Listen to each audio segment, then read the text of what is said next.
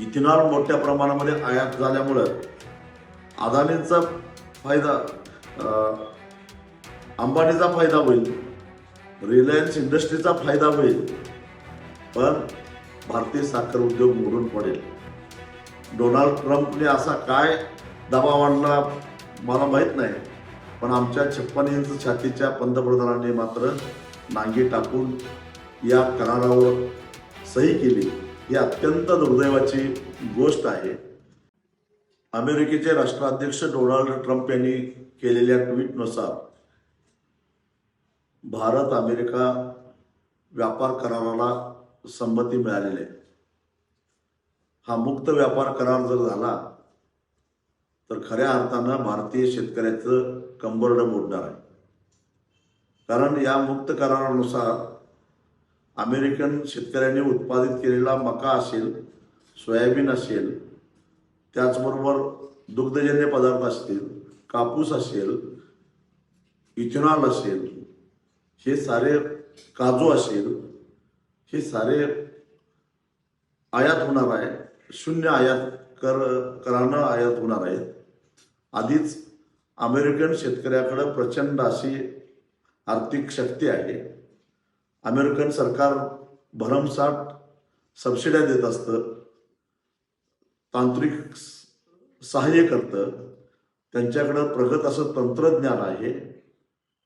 शिवाय GM टेक्नॉलॉजीचा सर्रास ते उपयोग करतात, ज्याची भारतामध्ये बंदी आहे, संशोधनाला सुद्धा बंदी आहे.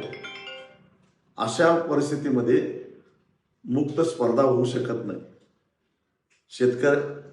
सरकारनं रासायनिक खतावरच्या सबसिडी कमी केल्यामुळं रासायनिक खताचे दर आकाशाला भिडत आहेत. पर्यायानं भारतीय शेतकऱ्यांचा उत्पादन खर्च वाढत चाललेला आहे आणि GM तंत्रज्ञानाचा वापर करण्याचा अधिकार नसल्यामुळं उत्पादन वाढायला तयार नाही. आणि अशा परिस्थितीमध्ये GM उत्पादनानं भारतामध्ये जर का आली तर किमतीची स्पर्धा करणं भारतीय शेतकऱ्याला केवळ आणि केवळ अशक्य आहे. आणि अशा परिस्थितीमध्ये दुग्ध व्यवसायावर विपरीत परिणाम होणार. मका, सोयाबीन, कापूस उत्पादक शेतकऱ्यांना फटका बसणार, काजू उत्पादक शेतकऱ्यांना फटका बसणार आणि इथेनॉल मोठ्या प्रमाणामध्ये आयात झाल्यामुळं अदानींचा फायदा, अंबानीचा फायदा होईल, रिलायन्स इंडस्ट्रीचा फायदा होईल, पण भारतीय साखर उद्योग मोडून पडेल. डोनाल्ड ट्रम्पने असा काय दबाव आणला मला माहीत नाही, पण आमच्या 56 इंच छातीच्या पंतप्रधानांनी मात्र नांगी टाकून या करारावर सही केली. ही अत्यंत दुर्दैवाची गोष्ट आहे.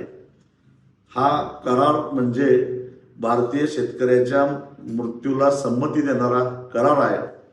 आता डोनाल्ड ट्रम्पना बोलवून एकदा भारतीय शेतकऱ्याचं श्राद्ध घाला, एवढंच आता शिल्लक राहिलेलं आहे.